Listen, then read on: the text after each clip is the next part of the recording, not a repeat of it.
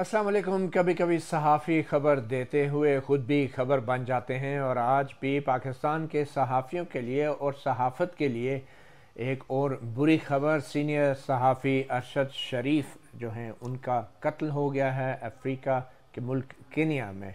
नुसरत जावेद साहब, बड़ा ही एक अफसोसनाक सानिया हुआ है और अरशद शरीफ जिन हालात में पाकिस्तान छोड़ कर गए, जिन हालात में उनको दुबई से कीनिया जाना पड़ा, उसके हवाले से भी बहुत सी ख़बरें आ रही हैं। मगर ज़ाती तौर पे मैं समझता हूँ कि मेरे लिए भी एक बहुत बड़ा सदमा है। हमारे फैमिली टर्म से नुसरत साहब, मेरे वालिद साहब, मेरी वालदा, उनके वालिद साहब, उनकी वालिदा, हम लोग आते जाते थे और ये 25-26 साल पुराने ये सिलसिला शुरू हुआ। अब मेरे वालिदैन तो इस दुनिया में नहीं हैं, अरशद की वालिदा हैं, वालिद साहब भी उनके पहले चले गए थे और उनके साथ एक सानिया पहले हुआ था कि जिस रोज़ उनके वालिद का बैरियल था, वो हार्ट अटैक से उनकी डेथ हुई थी। उसी दिन अरशद के जो भाई हैं, जो मेजर हैं आर्मी में, जो डॉक्टर्स हैं, वो आ रहे थे वालिद साहब के जनाजे के लिए, तो उनका भी एक्सीडेंट हुआ और वो ख़बर भी मुझे अरशद तक पहुँचानी पड़ी और ये बड़ा ही एक शॉकिंग न्यूज़ थी। आज इस्लामाबाद हाई कोर्ट में भी नुसरत साहब एक दरख्वास्त आई डॉक्टर मोहित पीरज़ादा और एडवोकेट शोएब रज़ाक की तरफ से, और चीफ जस्टिस अतर मनिल्ला ने वजारत दाखिला और वजारत ख़ारजा से कल के लिए नोटिस जारी किए हैं और रिपोर्ट्स मांगी हैं कि उनकी बॉडी को वापस लाने के लिए क्या किया जा रहा है। अदालती कमीशन तश्कील देने की दरख्वास्त की गई थी हाई कोर्ट से। तो उस वक्त मैं सोच रहा था नुसरत साहब के ये कौन सा ऐसा अदालती कमीशन होगा जो एक हाई कोर्ट बनाएगी। ऐसा है, उसके बारे में बाद में बात करेंगे। ये सवालात मेरे ज़हन में भी सुबह से गूंज रहे हैं और चूँकि आपने आज सारा दिन इस्लामाबाद हाई कोर्ट और वो जो इजलास सुप्रीम कोर्ट में जुडिशल कमीशन तो उसमें गुजारा है, तो मेरे जहन में कुछ सवालात हैं, मैं उसकी तरफ बाद में आऊँगा। मैं वालिदा के पास भी आज गया था, लेकिन उनकी वालिदा के पास जाहिर है कि जो आ रहे, तो देखो ना फैमिली ताल्लुकात, फिर तुम दोनों ने इकट्ठे काम भी किया है। बिल्कुल, एक टीवी चैनल में हम इकट्ठे काम रहे हैं और मैं उनके साथ, वो ब्यूरो चीफ थे, मैं डिप्टी ब्यूरो चीफ था। उनकी वालिदा का मैं जिक्र ज़रूर करना चाहूँगा। आप यकीन करें कि जिस रोज़ एक ही दिन में उनके अरशद के वालिद का बैरियल हो रहा था और उनके भाई की डेथ की खबर आई, मैं सलाम करता हूँ अरशद शरीफ की वालिदा को कि उन्होंने वो ख़बर सुनी और ना सिर्फ अपने आप को संभाला बल्कि अपनी फैमिली को भी संभाला और अरशद को भी संभाला। और अरशद की भी हिम्मत थी कि उसने ये एक ही दिन में ये दो बुरी खबरें सुनी। और आज मैं उनकी वालिदा के पास गया और मैं कुछ देर उनके कदमों में बैठा रहा। उनको गिले भी हैं, ज़ाहिरी बात है, कुछ ऐसे मामलात हुए कि फिर वो उस तरह मुलाकातें नहीं रही, गिले शिकवे थे, मगर उन्होंने फिर भी बहुत प्यार से और मोहब्बत से मुझसे बात की। नहीं, मैंने और उनका मुझे भी हौसला दिया। एक मैंने क्लिप मैं मीडिया पे वायरल हुई है, मैं उनकी वालिदा को, मुझे कभी मिलने का शर्फ हासिल नहीं हुआ। उन्होंने उस यानी अपने पैगाम में भी, वीडियो पैगाम में भी बहुत सब्र दिखाया है, बहुत बुर्दबारी दिखाई है और कोई उन्होंने ये इस बात पे कि जी उंगलियां नहीं उठाएंगे फलां है फलां है। यकीनन ये बहुत बड़ी अपने बात, बेटे की जुर्रत और हिम्मत का जिक्र किया है। अच्छा, मैंने क्या सराइयों से रोका लोगों को कि कोई क्या सराइयां अब ये देखिए ना, इसके लिए बहुत साबर होना पड़ता है। मसला हमारा हाँ ये होता है यार, हम लोगों के साथ, जैसे मैं जब से टीवी पे आया ना, साहब तुम आए वापस चंगा बड़ा लगता, लेकिन खुल के क्यों नहीं बोलते। ये वो पार्टी है कि चढ़ जा बेटा सूली पर राम भली करेगा। इनमें से किसी शख्स ने मुझे इन 4 सालों में नहीं पूछा था कि भाई मैं बच्चों की फीस कैसे अदा कर रहा हूँ, जिंदा कैसे हूँ, वगैरह वगैरह। अरशद और मैंने बहुत मुख्तसर अरसे के लिए एक साथ काम किया है, एक चैनल के लिए, लेकिन वो बहुत मुख्तसर था। मेरी उसकी दोस्ती का मैं दावा नहीं कर सकता, इसलिए कि वो ज़ाती तौर पर मेरा बहुत एहतराम करता था। कोई भी मेरे ऊपर को मुश्किल वक्त आती तो पहले पहुंचने वाले लोगों में वो शामिल होता था, ठीक है।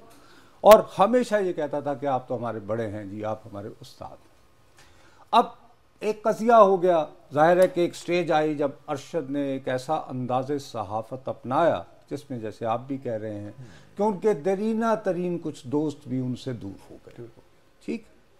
इस हवाले से किसी जगह मेरा भी जिक्र आ गया, तो मैं मरहूम के दर्जात बुलंद करने की फरियाद करते हुए रब्बे करीम से मैं सिर्फ ये बताता हूँ कि उस शख्स में इतनी जुर्रत थी और ज़र्फ था उन्होंने, और ज़र्फ था कि 4 जनवरी 2022 को मौसूफ ने ट्वीट लिख के, वो बड़ी, जब वो लिटरेरी मिजाज में आता था तो उसने बड़ा खराज तहसीन पेश की और ये कहा कि जी आप हमेशा आपने कॉस्ट पे की है मुख्तलिफ हुकूमतों के मुकाबले में, और बहुत सारे सहाफ़ियों का खामोशी के साथ साथ भी दिया है और कभी उसका जिक्र भी नहीं किया। उसका बड़ापन था कि बावजूद इसके कि हम उन दिनों जो कैंपिंग हो गई थी, यही इस मुल्क का रोना है। इस मुल्क में जो मैं कहता रहता हूँ तुम्हें, अंधी नफरत और अकीदत में हम इस हद तक बढ़ चुके हैं। और दूसरी बात ये भी है, देखो मती प्यारे, वो जो शेर है ना, वक्त करता है परवरिश बरसों, हादसा एकदम नहीं होता। मसला ये है कि अरशद शरीफ की खबर आते ही सोशल मीडिया पर जो हिजान हुआ बरपा और जिस तरफ उंगलियां उठाई गई, मैं एक जिम्मेदार सहाफ़ी होते हुए, एक पैदाइशी डरपोक होते हुए भी, अगर मुझे इतना सा भी इस बारे में होता, मैं खुल के कहता कि नहीं भाई साहब, ऐसा नहीं कम है, ठीक। लेकिन सोचना चाहिए ना इनको, जो आप कह रहे थे अदालती कमीशन, भाई सलीम शहजाद का कत्ल होता है जिसमें मैं गवाह के तौर पे पेश हुआ। उसके चेयरमैन कौन थे? साकिब निसार साहब। अच्छा, अब वो कमीशन जिन मुश्किलों से बनवाया गया, उसमें आपके भाई का भी थोड़ा सा किरदार था। मैं लफ्ज़ आसिफ जरदारी उन दिनों के सदर नहीं, उनके हुक्म पर नहीं, उनकी मुआवनत से इस कमीशन के क़याम के लिए, कायल करने के लिए, उन दिनों के जो बड़े अफसर थे, ये पाशा साहब, उनसे मिला, जनरल पाशा, 2 सहाफ़ियों समेत जी।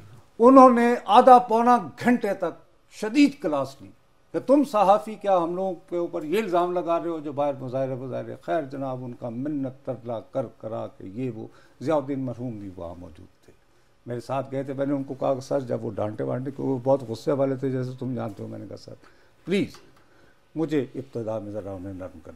खैर सवाल ये उठता है मती कि उसका क्या रिज़ल्ट निकला।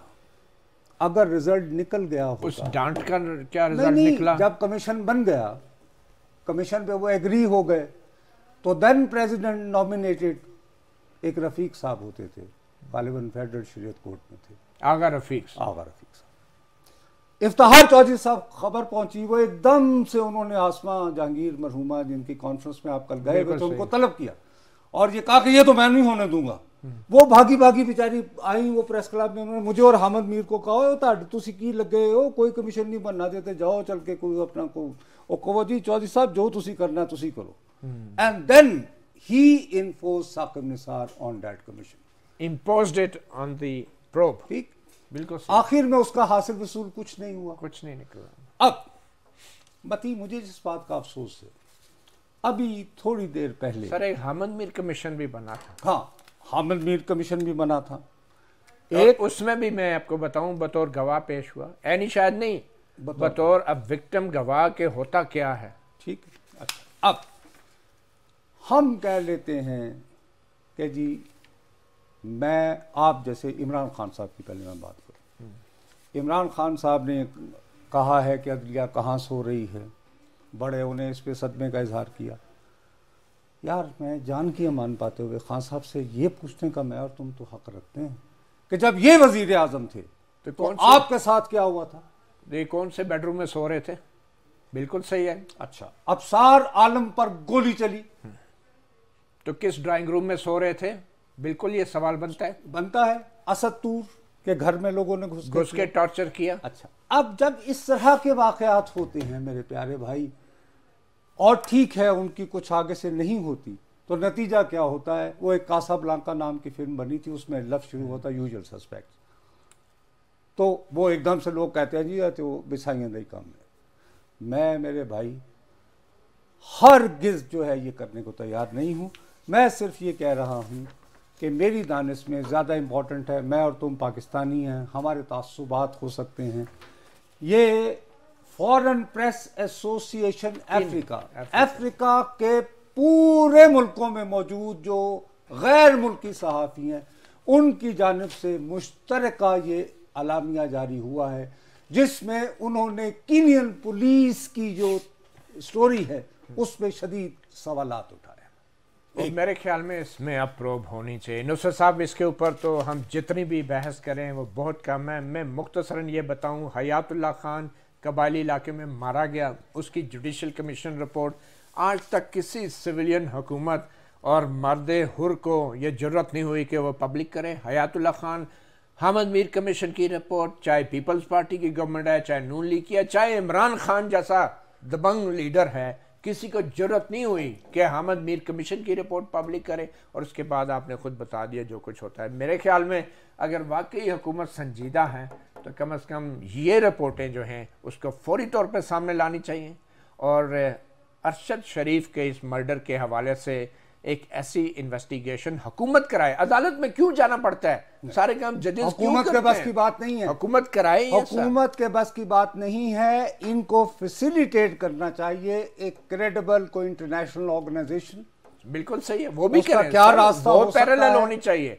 हुकूमत की ये पहली जिम्मेदारी है कमीशन ऑफ इंक्वायरी एक्ट के तहत के इस तरह के साने में वो करे। ये जर्नलिस्ट सेफ्टी बिल की जो पुड़िया बेच रहे हैं हम, और ये हुकूमत जो बेचती है, उस जर्नलिस्ट सेफ्टी बिल का क्या हुआ? नहीं, लेकिन मती उसमें मेरी जान देखो, इन्होंने बना दिया, हमारी तसल्ली के मुताबिक बना दिया। अब इंडियन गवर्नमेंट ताउन ना करे तो क्या करे? अब उसकी अपनी कमीशन नहीं। इसीलिए मैं कह रहा हूँ ना कि इंटरनेशनल कोई ना कोई किसी ना किसी तरह कोई इंटरनेशनल बॉडी जब तक प्रोब नहीं करेगी, और ये हमारी हुकूमत और रियासत दोनों के इंटरेस्ट में है, और हम कि इस पे परसू करें और सच लोगों के सामने। और हम स्कॉटलैंड यार्ड और यूएन को नहीं कह रहे, हम committee to protect journalist, international federation और उनको कह रहे हैं। एनीवे, अब देखते हैं हुकूमत क्या करती है। चलते हैं अब, और भी दूसरे मौज़ूआत हैं। ये वाक़यात तो रोज़ होते रहेंगे। हम सहाफ़ी खबरें के पीछे भागते भागते एक दिन खुद खबर बन जाते हैं, मगर हमारी खबर ना कोई लेता है और ना कोई देता है।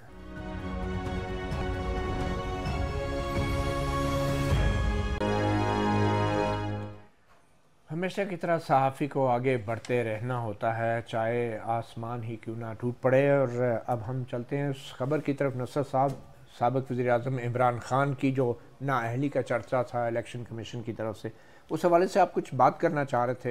हाँ, ब्रेक टाइम में उस हवाले से देखो, हमें आम नाजरीन के लिए जो बहुत तजस्सुस है, तो ज़ाहिर है सारी तवज्जो अरशद भाई पे रही है। हम दोनों का उनके साथ ज़ाती ताल्लुक़ भी ऐसा रहा है कि हम सहाफ़ियाना जो है ना, वो एक इंडिफरेंस उनका जिक्र करते हुए नहीं रख सकते। बिल्कुल सही। तो ये भी फ़र्ज़ है कि लोगों को बताएं भी और क्या होगा। तो लोगों का जो तजस्सुस है वो ये है कि जुमे के दिन जो इलेक्शन कमीशन ने फैसला दिया, उनको नाअहल करार दिया, तो आज इमरान खान साहब उसके खिलाफ इस्लामाबाद हाई कोर्ट वहाँ समाअत हुई।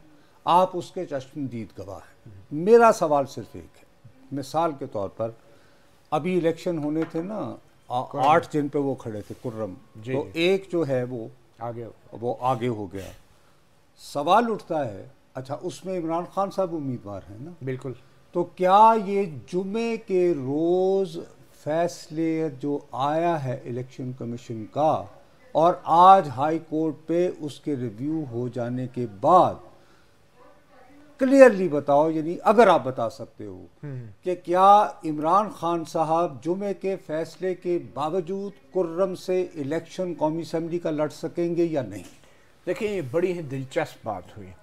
एक तरफ चीफ जस्टिस अतर मनल्ला ने ये कह दिया कि हमें आपकी दरख्वास्त पे कोई जल्दी समाअत की ज़रूरत नहीं, हम इलेक्शन कमीशन का फ़ैसला भी मुअत्तल नहीं कर रहे, मगर उन्होंने ज़ुबानी कुछ ऐसे रिमार्क्स दिए हैं जो मेरे ख्याल में जिससे बहुत बड़ा मसला पीटीआई का और इमरान खान का हल हो गया। और वो ज़ुबानी रिमार्क्स क्या हैं, जिनको हम ऑब्जर्वेशन कहते हैं। चीफ जस्टिस अतर मनल्ला ने कहा वो आप कानून की किताब खोलें। उन्होंने किताब खोली, बैरिस्टर अली ज़फ़र ने। उन्होंने कहा ये कहाँ लिखा है कि ये नाअहली है इलेक्शन लड़ने से, ये तो सिर्फ उनको डी-सीट किया गया है। वो जो मियाँ वाली की जो सीट थी उससे डी-सीट किया गया है, उनको इलेक्शन लड़ने से तो नहीं रोका गया। और वो जो डिस्क्वालिफिकेशन होती है उसका तो एक अलग तरीक़ाकार है। तो इतना बड़ा मसला उन्होंने सिर्फ एक ऑब्जर्वेशन देकर हल किया है, और अब इमरान खान कुर्रम के उस हल्के से इलेक्शन लड़ सकेंगे। तो ये बहुत बड़ी इंटरप्रिटेशन है, आपकी तौजीह है, या आप ये महसूस करते हो कि एक रास्ता एक मिलता नजर आ रहा है। मेरे ख्याल में ये चीफ जस्टिस अतम अल्लाह ने बड़े वाज़े तौर पे कहा है, और ये ऑब्जर्वेशंस उन्होंने ऑर्डर में भी लिखवाई हैं कोर्ट रूम के अंदर। ऑब्जर्वेशंस, ये ऑब्जर्वेशन लिखवाई हैं ये बताने के लिए कि अर्जेंसी नहीं है। अच्छा, अब ये बताओ कि वो जो उन्होंने 7 में से 6 सीटें जीती हैं जो इतवार के रोज हुआ था, उनका क्या स्टेटस है आज की समाअत के बाद? देखिए, आज की समाअत के बाद जो 6 सीटें हैं वो उन्होंने जीती हैं, मगर उन्होंने अभी हल्फ नहीं उठाया। अच्छा, तो तकनीकी एतबार से इमरान खान अभी तक उन सीटों पे मुंतखब हुए हैं, मगर वो रुकन नहीं बने बाकायदा। तो अब उन 6 सीटों को जो उन्होंने जीती हैं वो बिल्कुल उसी तरह बरकरार हैं। सिर्फ जो सीट पे वो मौजूद थे कानूनी तौर पे उस सीट से महरूम किया गया। ना अहल नहीं कहेंगे, हम कहेंगे डी सीट कर दिया है। उस सीट से उस मुद्दत के लिए वो महरूम हुए हैं।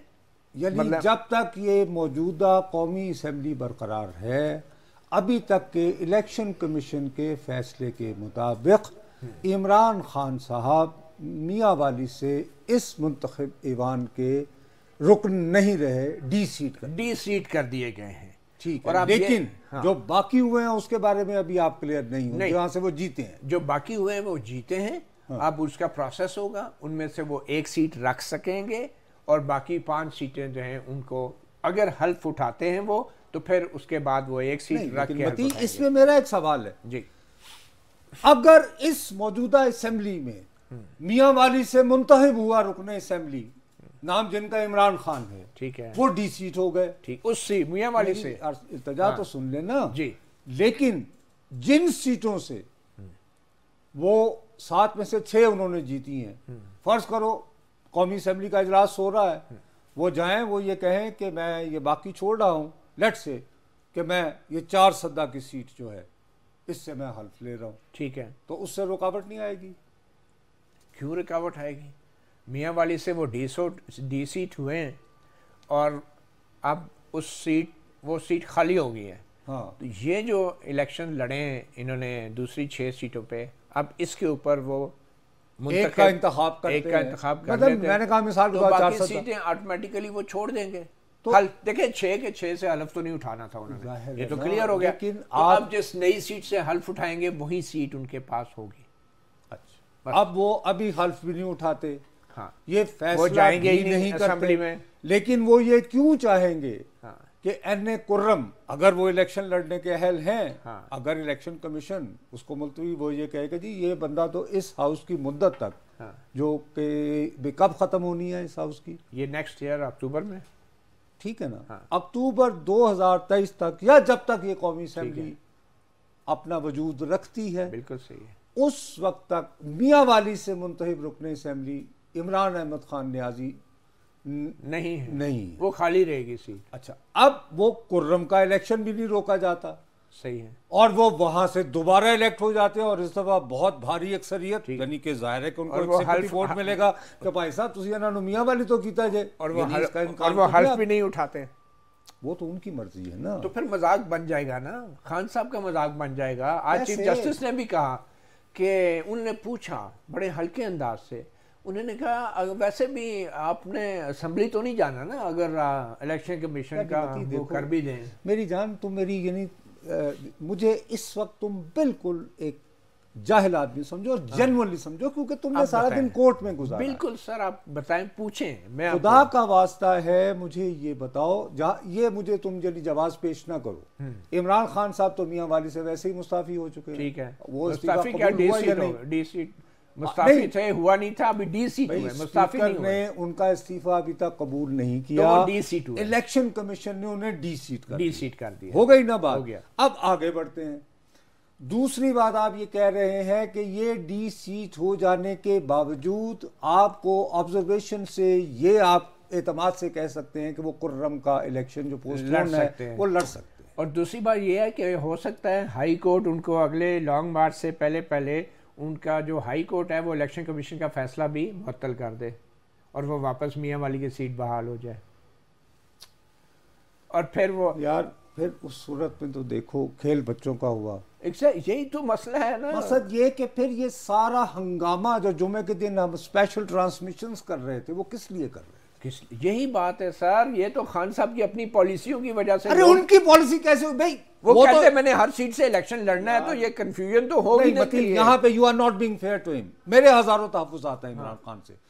वो तो सिर्फ एक बात साबित करने के लिए वो 8 नशिस्तों पे खड़े हुए थे कि मैं पाकिस्तान का मकबूल तरीन, मैं चाहे 100 सीटों से खड़ा हो जाऊं, लोग मुझे वोट देंगे, मुझे कामयाब करवाएंगे। ठीक है। एक हद तक उनकी बात दुरुस्त साबित हुई, वो 7 पे लड़े, बिल्कुल, एक हारी उन्होंने, बिल्कुल, वो कराची वाली, बिल्कुल दुरुस्त, बिल्कुल।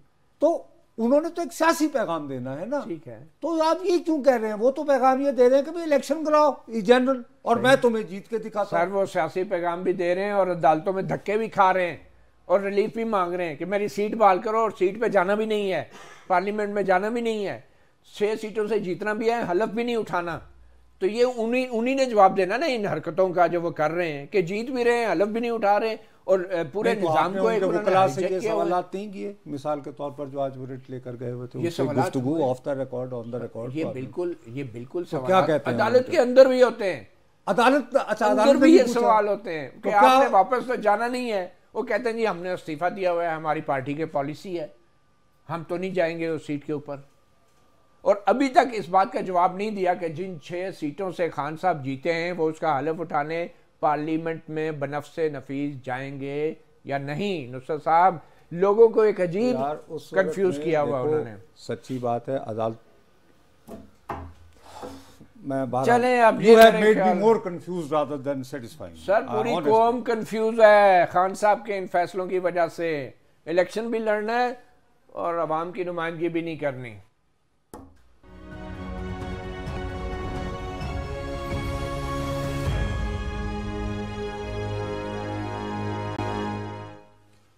मती साहब, अर्ज ये है कि मैं तो पुरानी वजह का जर्नलिस्ट हूँ। जब मैंने काम शुरू किया था ना, तो उस वक्त अखबार छपने से पहले जो है वो भेजा जाता था प्री सेंसरशिप। तो ये है कि मैं तो सेंसरशिप की औलाद हूँ। ठीक, बाकी सुप्रीम कोर्ट की आखिरी रिपोर्टिंग मैंने की थी जनरल ज़ियाउल हक के फ़िज़ाई हादसे के बाद, जब एकदम से ये हुआ था कि जुनेजो असेंबली बहाल कर दी जाए। वो मैं आखिरी मौका था जब मैंने कोर्ट रिपोर्टिंग की। ठीक हो गई बात।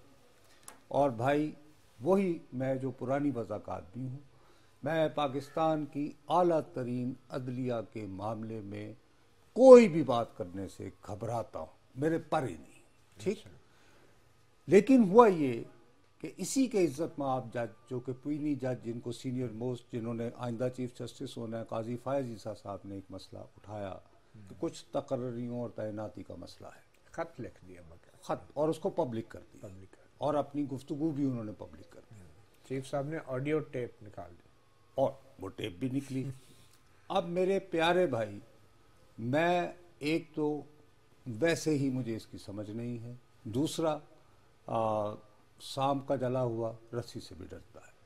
आप माशाल्लाह इस काम के माहिर हैं, हाई कोर्ट हो, सुप्रीम कोर्ट हो, लेकिन सोशल मीडिया पे मैं देख रहा हूँ कि पाकिस्तान मुस्लिम लीग के भी कुछ मतवाले और जाले हैं, वो कुछ ये तासुर दे रहे हैं कि आज जो जुडिशल कमीशन में फैसला हुआ है उसमें गवर्नमेंट को लिस्सी जी पै गई। इसके बारे क्या में पै गई सर? कमजोर सी, यानी कि लिस्सी पै गई है। हाँ, कोने में बैठ के दही खाने को आमादा हो। यानी ये इस तरह का सोशल मीडिया पे मैंने देखा है। तो चूंकि मैं अगेन ईमानदारी से तुम्हें कह रहा हूँ, कैटेगोरिकली बताया लास्ट टाइम मैंने कब कवर किया था, तो भैया आप मुझे गाइड कर दो इस मौजू पे। सर आप तो आप पतली गली से निकल रहे हैं, लेकिन मैंने भी बंदोबस्त कर रखा है भाई साहब। हिफ्ज़े मातकद्दम के तौर पे मैंने भी जो जुडिशल कमीशन के एक रुकन है एडवोकेट अख्तर हुसैन साहब, मैंने उनसे जाके पूछ लिया कि भाई आप लोगों ने किया क्या है, तो उनकी जुबानी सुनते हैं और फिर थोड़ा सा अल्लाह तेरा भला करे भाई। जो आदमी उस इजलास में मौजूद थे उनसे गुफ्तगू करके लाए हो, तेरी रिपोर्टिंग को सलाम। मैं सुनता हूँ।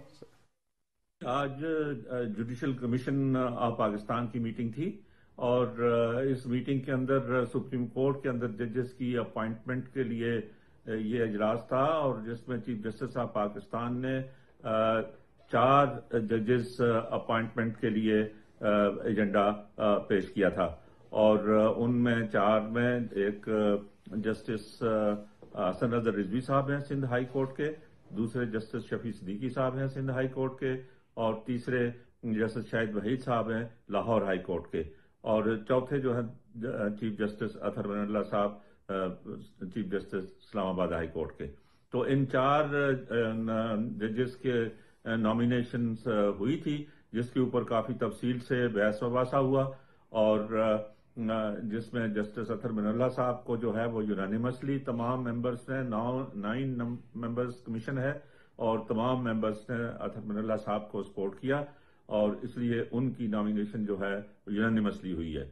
जहां तक बाकी नॉमिनेशंस का ताल्लुक है, तो उसमें जस्टिस शाहिद वहीद साहब लाहौर हाई कोर्ट के जो हैं, और जस्टिस हसन अजहर रिजवी साहब जो सिंध हाई कोर्ट के हैं, उनको 5 मेंबर्स ने सपोर्ट किया उनकी नॉमिनेशन को, और 4 मेंबर्स ने जो है वो अपोज इस बुनियाद पर किया है कि सीनियरिटी प्रिंसिपल प्रिवेल करना चाहिए, और सीनियरिटी को बाईपास करते हुए अपॉइंटमेंट जो है वो जुडिशल इंस्टीट्यूशन के इंटरेस्ट में नहीं है, और ये डिसेंशन पैदा करता है और पिक एंड चूज है। इन जो है वो 4 मेंबर्स में जस्टिस काजी फैसीसा साहब हैं, जस्टिस सरदार तारिक मसूद साहब हैं, जस्टिस मंसूर अली शाह साहब हैं, और मैं हूं अख्तर हुसैन। और 5 मेंबर्स ने जिन्होंने सपोर्ट किया उन्हें चीफ जस्टिस ऑफ पाकिस्तान है, और जस्टिस जाजुल एहसन साहब हैं, और रिटायर्ड जस्टिस सरमद उस्मानी साहब हैं, और लॉ मिनिस्टर और अटॉर्नी जनरल। इन 5 ने उनको सपोर्ट किया है। जहां तक चौथे नॉमिनेशन का ताल्लुक है, जो जस्टिस शफी सिद्दीकी साहब का था, उसको डेफर किया गया है, क्योंकि इसमें जस्टिस सरमद उस्मानी साहब ने जो है वो कहा कि जस्टिस अकील अब्बासी साहब उनसे सीनियर हैं, और वो काबिल भी है, और इसलिए उनकी लेजिटिमेटली उनको नॉमिनेट करना चाहिए, तो ये डेफर हो गया। तो ये आज के जो एंड रिजल्ट इस जुडिशल कमीशन की मीटिंग का जो है वो ये 3 अपॉइंटमेंट्स का। मैं समझता हूँ लॉ मिनिस्टर और अटॉर्नी जनरल साहब ने जो कोई हुकूमत की पॉलिसी है उसको सामने रखते हुए जो है वो किया है, क्योंकि पिछली मीटिंग के अंदर तो जो है वो उन्होंने अटॉर्नी जनरल साहब ने ये कहा था कि रूल्स फ्रेम होने चाहिए और क्राइटेरिया डिटरमिन होना चाहिए, और सीनियरिटी प्रिंसिपल जायज है। इसी तरह से लॉ मिनिस्टर साहब ने भी, लेकिन इस दफा उन्होंने परहैप्स कोई गवर्नमेंट की पॉलिसी है जिस वजह से उन्होंने बयान दिया, अदरवाइज तो ये स्टैंड जो सीनियरिटी प्रिंसिपल का है वो हमारे जो आसमा जहांगीर ग्रुप है लॉयर्स इंडिपेंडेंट ग्रुप का, उसकी पॉलिसी है, और हम आज भी तमाम उसके मानने वाले जो हैं एडवोकेट्स वो सीनियरिटी प्रिंसिपल्स के साथ खड़े। यहाँ इस पॉलिसी के ऊपर तो मैं समझता हूँ कि पूरी बार यूनानिमस है। हमारी सुप्रीम कोर्ट बार ने भी, पाकिस्तान बार काउंसिल ने भी, और 5 जो बार काउंसिल्स हैं। तो नुसरत साहब, आपने देखा सबसे अहम बात ये कि जो अटॉर्नी जनरल हैं, जो वफाकी वज़ीर कानून है, जो हुकूमत का नुमाइंदा होता है इस 9 रुकनी कमीशन में, उन्होंने अपनी वोट जो है वो सीनियरिटी के असूल के बरखिलाफ़ चीफ जस्टिस उमर अता बंदयाल की नामजदगियों के हक़ में इस्तेमाल की। तो बज़ाहिर ये लग रहा है कि चीफ जस्टिस उमर अता बंदयाल और जो हुकूमती नुमाइंदे हैं, माजी में जो उनके दरमियान थोड़ी कशीदगी थी जिसका इजहार एक तकरीब में भी हुआ था, तो उसमें थोड़ी कमी आई है और मामलात जो हैं वो तय होने की तरफ जा रहे हैं। मगर हमें सबसे इम्पॉर्टेंट बात जो समझने की वो ये है कि ये जो तैनातियाँ हैं, 17 जज होते हैं, जिनमें से अभी 15 जो हैं उनकी सीटें फुल की गई हैं, और मुस्तकबिल में जो फुल कोर्ट का मुतालबा किया जा रहा है ख़ास तौर पे ताहयात नाअहली के हवाले से, तो उस फुल कोर्ट के अंदर किसका पलड़ा भारी है, किस सोच का, तो इस हवाले से भी थोड़ी सी वो कश्मकश है कि 15 जजों में से कौन किसने ऊपर आना है या किसने नहीं। जो इस वक्त जो इक्वेशन है उसमें 7 जजेस जो हैं वो जस्टिस फायज़ के जाविये से चीज़ों को देखते हैं, और जो 8 जजेस हैं चीफ जस्टिस उमर अता बंदयाल के जाविये से देखते हैं। तो ये कश्मकश मेरे प्यारे, इसका मतलब ये हुआ कि जैसे हमारे मुआशरे के मुख्तलिफ हिस्सों में जो तकसीम हमें बहुत अरसे से नज़र आ रही है, पाकिस्तान की आला तरीन अदलिया में भी राय का इख्तिलाफ है।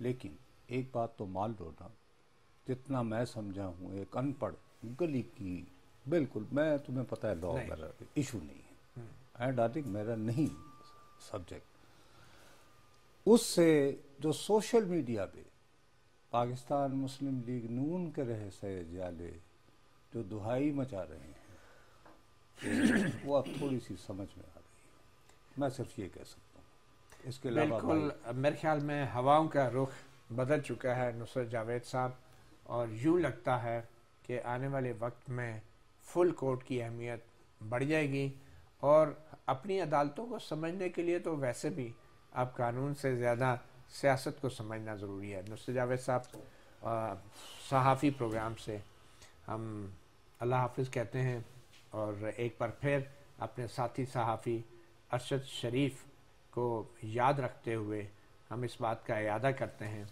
कि सहाफ़ी अपना काम जारी रखेंगे चाहे ख़तरात जैसे भी हों। आज़ादी राय भी आवाम के लिए ज़रूरी है और सच जानना भी ज़रूरी है।